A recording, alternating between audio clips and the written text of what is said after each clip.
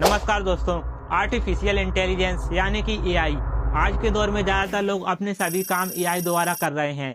AI भी सभी कार्यों को बिना किसी गलती के बिल्कुल सटीक तरीके से करता है, चाहे वह टेक्नोलॉजी के क्षेत्र में हो या कारखानों के। अब तो मेडिकल फील्ड में भी कैंसर जैसी घातक बीमारियों की पहचान करने के लिए भी एआई का यूज किया जा रहा है, जबकि दूसरी तरफ इसके खतरे भी बढ़ते जा रहे हैं। एआई के बढ़ते उपयोग से कारखानों में रोबोट और मशीनों का उपयोग किया जा रहा है, जिसके चलते मजदूरों के बेरोजगार होने की समस्याएं काफी बढ़ रही हैं। इसके अलावा ऐसे कई केस भी सामने आए हैं जिसमें हैकर साइबर क्राइम और धोखाधड़ी जैसे बड़े बड़े क्राइम करने के लिए भी एआई का इस्तेमाल कर रहे हैं। 2018 में एक टेस्ला कार का ऑटो पायलट अचानक से खराब हो जाता है और वह कार बैरियर से टकराकर एक व्यक्ति की जान ले लेती है। अगर ऐसे केसेस की बात करें तो एक रिपोर्ट के अनुसार 2021 में अमेरिका में 400 से ज्यादा एआई ड्राइविंग से जुड़े हादसे सामने आए हैं। अगर एआई को समझना है तो हमें कई दशकों पीछे जाना होगा, जब एआई सिर्फ एक विचार था। प्राचीन काल से ही इंसान ऐसी मशीनों की कल्पना करता आया है जो अपने आप सोच और समझ सके। कहा जाता है कि प्राचीन काल में ग्रीक में टेलोस नाम का एक रोबोट था जिसे ब्रॉन्ज से बनाया गया था। यह एआई एक कृत्रिम सुरक्षा गार्ड की तरह काम करता था। बाद में 1495 में लियोनार्डो दा विंची ने एक रोबोटिक नाइट का डिजाइन बनाया जो कि इंसानों की तरह मूव कर सकता था। उस समय एआई का बिल्कुल भी अस्तित्व नहीं था। एआई 1950 के दशक में अस्तित्व में आया है।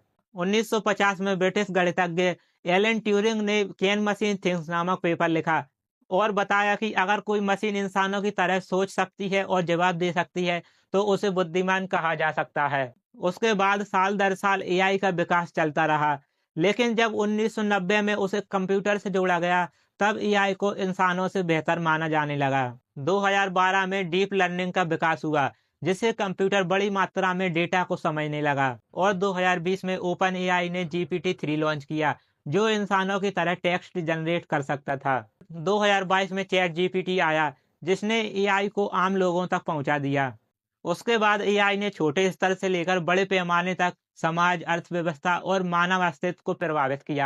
कारखानों में रोबोट इस्तेमाल किए जाने लगे जिससे मजदूरों की जरूरत कम हो गई। कॉल सेंटर और ग्राहक सेवा में एआई चैटबॉट ने इंसानों की जगह ले ली।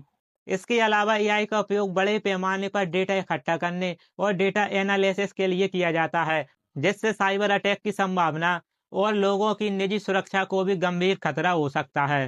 एआई के द्वारा fake news, deep fake videos और गलत जानकारी सोशल मीडिया पर तेजी से फैलाई जा सकती है। इसका जीता जागता सबूत आप सोशल मीडिया पर देख सकते हैं, चाहे वह मोदी जी की आवाज में गाए गए गाने हो या एआई के शो। एआई ने कई लोगों की जिंदगी को शर्मसार भी किया है। एआई हर बार अपने आप को इम्प्रूव करते हुए ताकतवर बनता जा रहा है। कई विशेषज्ञों का मानना है कि अगर एआई को सही तरीके से नियंत्रित नहीं किया गया तो यह मानव सभ्यता के लिए एक बड़ा खतरा बन सकता है।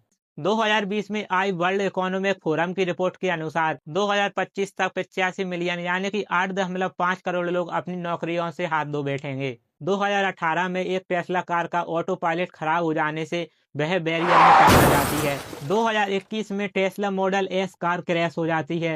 एक उबर सेल्फ ड्राइविंग कार अमेरिका में एक महिला को टक्कर मार देती है। ऐसे कई बड़े बड़े केस सामने आए हैं। इसके अलावा एआई का उपयोग घातक हथियारों के रूप में भी किया जा रहा है। 2020 में लीबिया में एक टर्किश कार्गो 2 ड्रोन ने एआई की मदद से बिना किसी इंसानी आदेश के अपने टारगेट पर हमला कर दिया, जिसे दुनिया का पहला एआई किलर ड्रोन माना जाता है। 2019 में एक हैकर ने एआई की मदद से एक सीईओ की आवाज को कॉपी कर बैंक से $2,43,000 चुरा लिए। एआई किसी भी मजबूत पासवर्ड और सिक्योरिटी सिस्टम को आसानी से क्रैक कर सकते हैं।